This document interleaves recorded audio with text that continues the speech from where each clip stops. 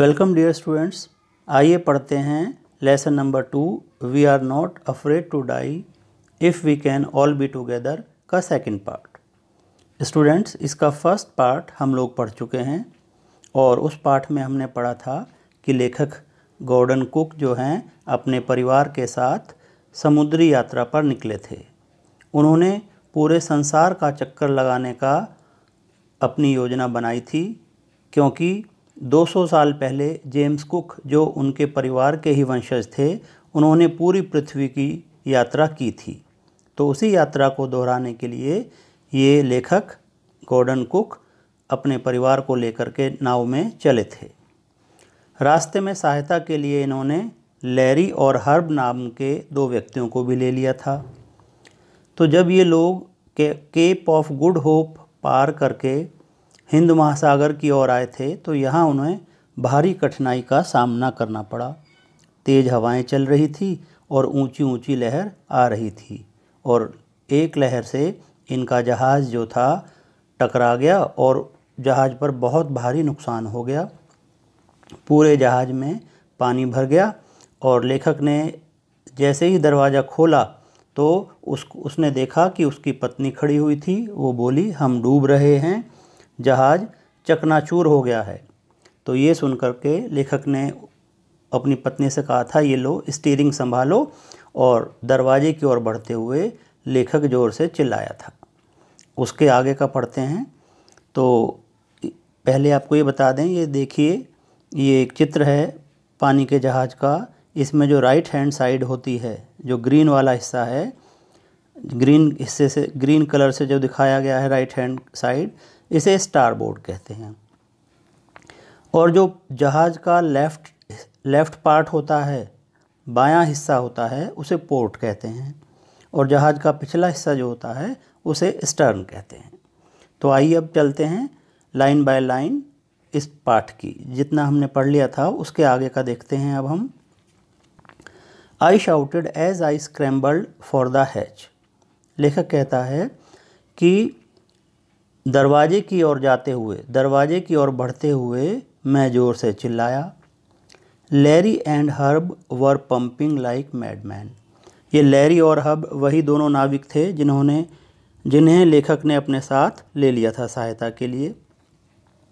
वे दोनों बहुत तेज़ी से, बहुत ज़्यादा कठिनाई से जहाज़ में से पानी निकाल रहे थे। ऐसा लग रहा था जैसे पागलों की तरह से वे पंपिंग कर रहे हों। Broken timbers hung at crazy angles. Broken timbers का मतलब जो तख्ते थे, लकड़ियाँ थी, लकड़ियाँ जो थी टूटी हुई, वे इधर उधर फैली हुई थी, विभिन्न एंगल्स पर, विभिन्न कोणों पर इधर उधर लटकी हुई थी। The whole starboard side. Starboard side का मतलब जो राइट हैंड साइड थी जहाज़ की। The whole starboard side bulged. Bulged मतलब उभरा हुआ। जो राइट हैंड साइड थी जहाज़ की, वो उभरी हुई थी इनवर्ड्स, अंदर की ओर को। Clothes, crockery, charts, tins and toys sloshed about deep in water. ये जो कपड़े थे, क्रॉकरी थी, चार्ट थे, डिब्बे थे, खिलौने थे, ये सब गहरे पानी में मतलब इधर उधर तैर रहे थे, छप छपाते हुए इधर उधर तैर रहे थे, आवाज़ कर रहे थे। I half swam half crawled into the children's cabin. लेखक कहता है, मैं कुछ तैरकर, आधा क्रॉल करके, क्रॉल यानी रेंग करके बच्चों के केबिन में पहुंचा। Are you all right? I asked. मैंने उन बच्चों से पूछा अपने। दो बच्चे थे लेखक के, एक तो जोनाथन और एक सुजैन। जोनाथन की उम्र 6 साल की थी और सुजैन जो उसकी बेटी थी उसकी उम्र 7 साल की थी। लेखक ने उनसे पूछा, are you all right? Yes, they answered from the upper bunk. Bunk क्या होता है? जो बर्थ होती है ऊपर की बर्थ सोने के लिए जो इस्तेमाल की जाती है, जैसे ट्रेन में बर्थ होती हैं, ऐसे ही जो ऊपरी बर्थ है उसे बंक कहते हैं। वो ऊपरी बंक से बोले कि हाँ, वी आर ऑल राइट, हम ठीक हैं। But my head hurts a bit, said Sue, pointing to a big bump over her eyes. तो लेखक की बेटी स्यू ने अपनी आँखों के ऊपर एक सूजन को, जो चेहरा उस आँखों के ऊपर काफ़ी बड़ा सूजन का निशान हो गया था, उसे दिखाते हुए बोली कि मेरा जो हेड है, ये मेरे जो सर है, यहाँ दर्द है। उसका जो चेहरा था किसी चीज़ से टकरा गया था और टकराने के कारण आँखों के ऊपर काफ़ी बड़ी सूजन हो गई थी। उसको दिखाते हुए शिव बोली कि मेरा जो सर है ये दर्द कर रहा है। I had no time to worry about bumped heads. लेखक कहता है मेरे पास समय नहीं था कि मैं उस सूजे हुए सिर को देखता। आफ्टर फाइंडिंग ए हैमर, हैमर माने हथौड़ा, स्क्रू माने पेंचकस, एंड कैनवस, कैनवस होता है कपड़ा, लचीला कपड़ा जो खिंच जाता है। लेखक कहता है कि हथौड़ी, पेंचकस, पेंच और कैनवस कपड़ा ढूंढ करके I struggle back on deck, मैं कठिनाई से किसी तरीके से कोशिश करता हुआ डेक पर आ गया, जहाज़ के खुले हिस्से पर आ गया। With the starboard side bashed open we were taking water with each wave that broke over us. क्योंकि जो जहाज़ का राइट हैंड साइड थी वो पूरी तरह से टूट गई थी और इसलिए खुल गई थी, तो इस वजह से हर आती हुई लहर के साथ जहाज़ में पानी आ जा रहा था। लेखक कहता है if I could not make some repairs, अगर मैं कुछ मरम्मत ना करता, वी वुड श्योरली सिंक, तो हम निश्चित रूप से डूब जाते। Somehow I managed to stretch canvas and secure waterproof hatch covers across the gaping holes। लेखक कहता है somehow माने जैसे तैसे, किसी प्रकार मैंने जो खुले हुए सुराख थे, जो गैप बन गए थे जगह जगह जहाँ से पानी घुस रहा था, जैसे तैसे करके मैंने खुले सुराखों पर वो कैनवस, किरमिच कपड़ा जो होता है, उसको घुसा दिया और दरवाज़ों के जो कवर थे, दरवाज़ों के कवर को भी सुरक्षित कर दिया। ठीक है। Across the gaping holes some water continued to stream below, कुछ पानी नीचे से अब भी आता रहा, कुछ पानी नीचे अब भी बहता रहा, but most of it was now being deflected over the side. Deflected मतलब दिशा मोड़ देना। लेखक कहता है नीचे कुछ पानी अब भी बहता रहा, परंतु जो अधिकतर पानी था उसे दूसरी तरफ मोड़ दिया गया था। More problems arose when our hand pumps started to block up with the debris floating around the cabins and the electric pump short circuit. Debris क्या होता है? डेब्रिस होता है जो मलबा है, मलबा कूड़ा करकट जो है, वो पानी में तैर रहा था, तो उस पानी में तैरते हुए कूड़े करकट के कारण और समस्याएं उत्पन्न हो गई। मोर प्रॉब्लम्स अरोज, और समस्या उत्पन्न हो गई, क्योंकि उस तैरते हुए कूड़े करकट के कारण हमारे जो हैंड पंप थे वे ब्लॉक हो गए, उन्होंने काम करना बंद कर दिया, और इलेक्ट्रिक पंप जो इलेक्ट्रिक पंप था हमारा, वो शॉर्ट सर्किट हो गया, उसमें आग लग गई, वो भी बंद हो गया। The water level rose threateningly, जो पानी का जो स्तर था वो खतरनाक रूप से बढ़ रहा था, राइज की सेकंड फॉर्म है, वो खतरनाक रूप से बढ़ रहा था। Back on deck I found that our 2 spare hand pumps had been wrenched overboard along with the forestay sail, the jib, the dinghies and the main anchor. Dinghies क्या होता है? छोटी छोटी नाव।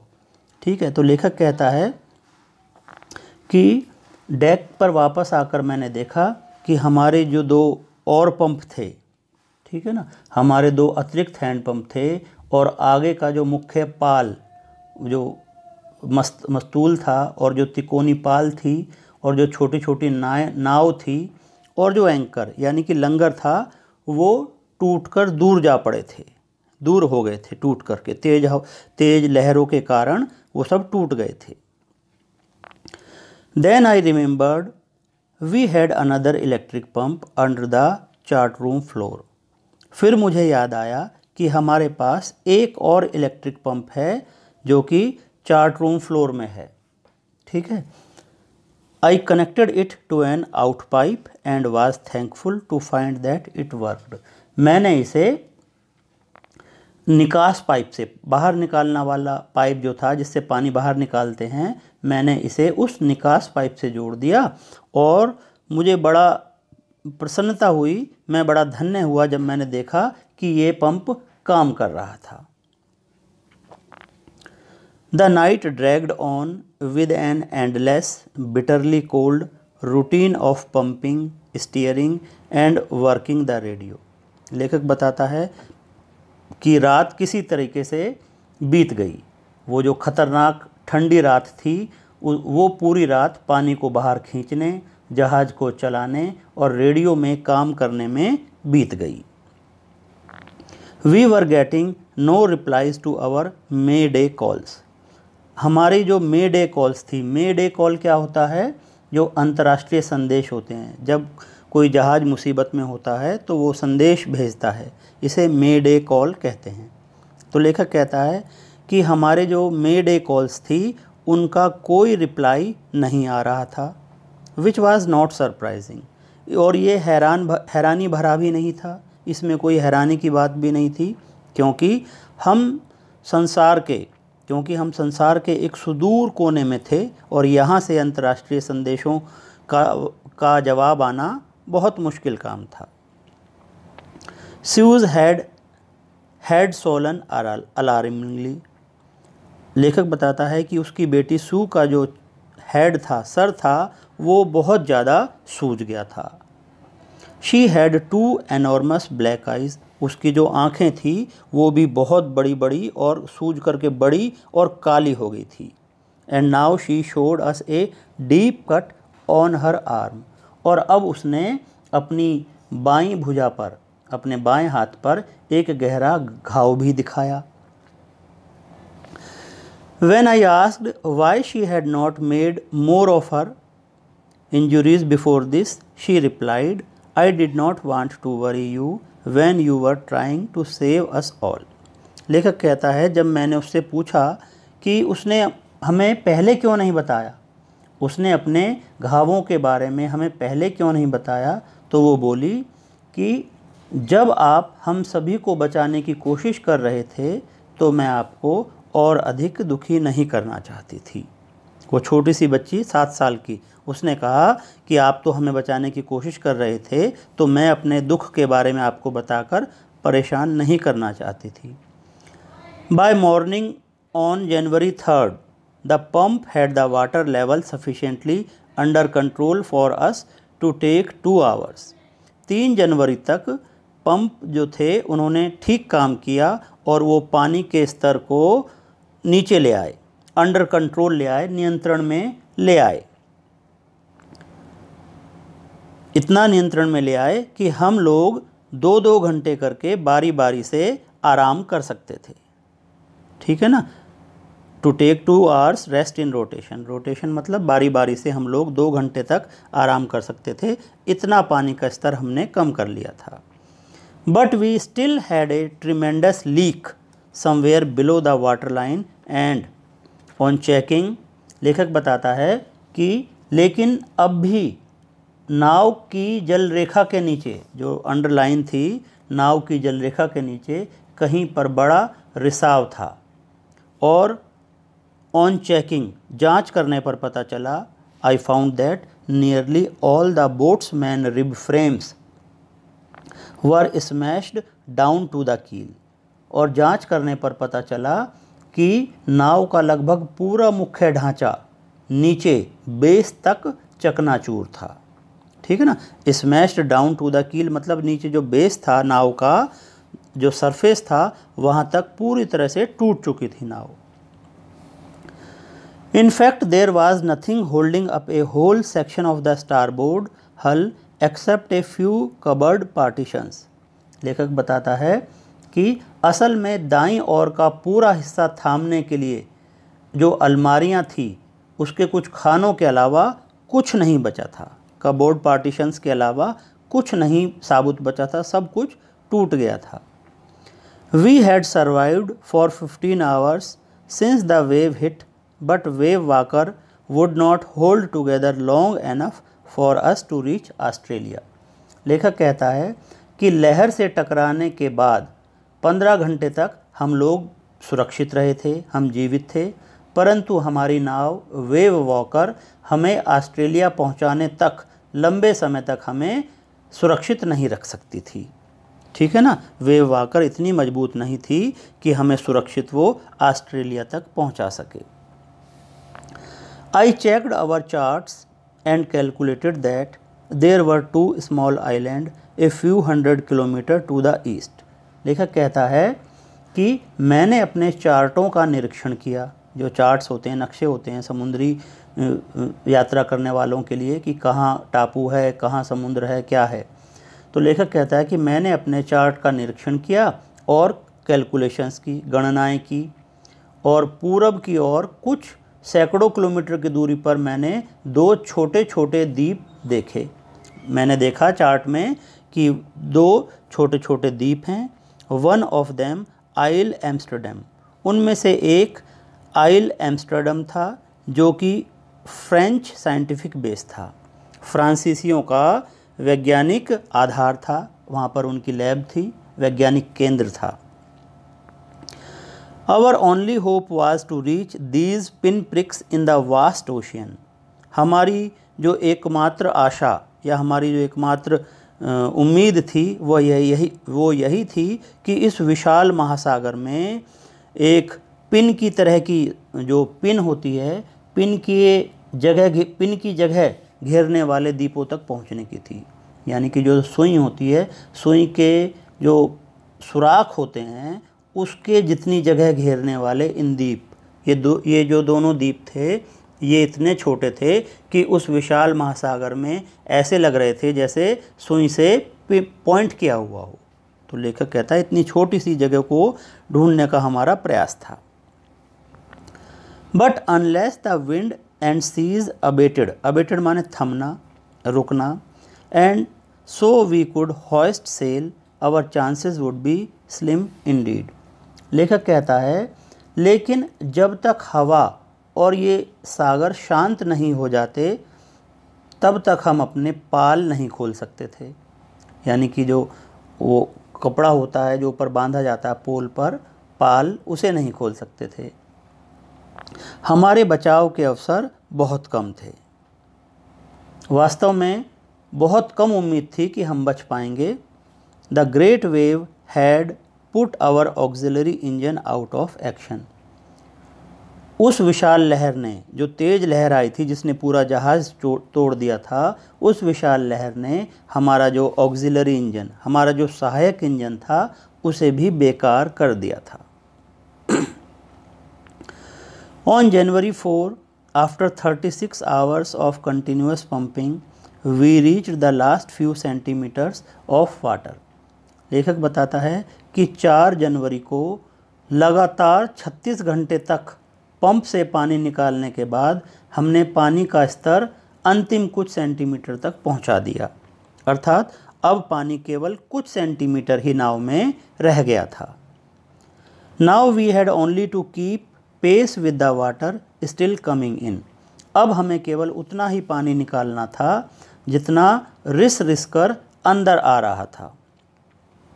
We could not set any sail on the main mast. जो हमारा मस्तूल था, जो मुख्य मस्तूल था हमारा, हम उस पर सेल नहीं लगा सके थे, पाल नहीं लगा सके थे। Pressure on the rigging would simply pull the damage section of the hull apart, so we hoisted the storm jib and headed for where I thought the 2 islands वर।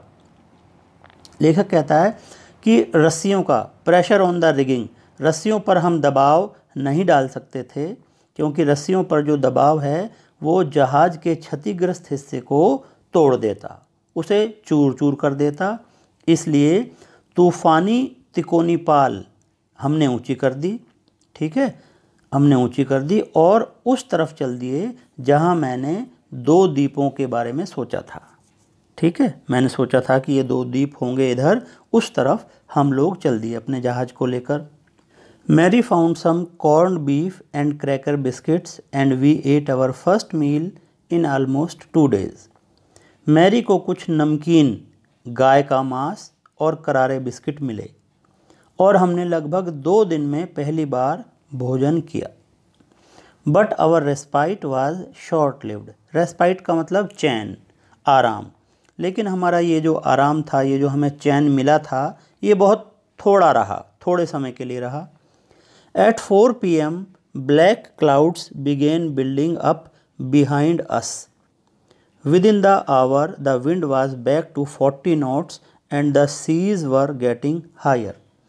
लेकिन ये जो हमारा विश्राम था, ये बहुत थोड़ा रहा, बहुत क्षणिक रहा, क्योंकि शाम के 4 बजे हमारे पीछे काले बादल बनने शुरू हो गए और 1 घंटे के अंदर तूफान फिर 40 समुद्री मील की गति से चलने लगा और सागर में लहरें ऊंची होने लगी। The weather continued to deteriorate through the night. मौसम जो था पूरी रात बिगड़ता रहा, डिटीरियोरेट माने खराब होता रहा। एंड बाय डॉन, और जब 5 जनवरी की सुबह हुई, our situation was again desperate. और जब 5 जनवरी की सुबह हुई तो हमारी स्थिति और ज़्यादा निराशाजनक, चिंताजनक हो गई थी। When I went into the comfort the children, लेखक कहता है जब मैं बच्चों को आराम देने के लिए अंदर गया तो जॉन आस्क्ड, जॉन यानी उसका बेटा जो कि 6 साल का था, उसने पूछा, dad are we going to die. उसका बेटा बोला, क्या पापा हम मरने वाले हैं। I tried to assure him that we could make it. मैंने उसे विश्वास दिलाने की कोशिश की कि शायद हम बच जाएंगे। वो बोला आगे, but daddy we are not afraid of dying if we can all be together. वो बोला कि नहीं पापा, हम मरने से नहीं डरते यदि हम सभी एक साथ मरें, मैं, आप, सू और मम्मी, अगर हम एक साथ मरें तो हमें कोई डर नहीं लगता।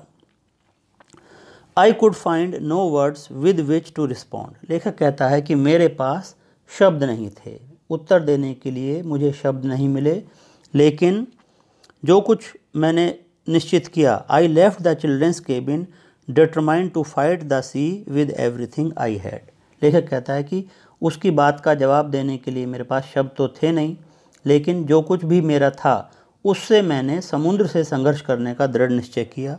जो कुछ भी अब हमारे पास नाव में बचा था उसी से संघर्ष करने का मैंने निश्चय किया और बच्चों के केबिन से बाहर निकल आया।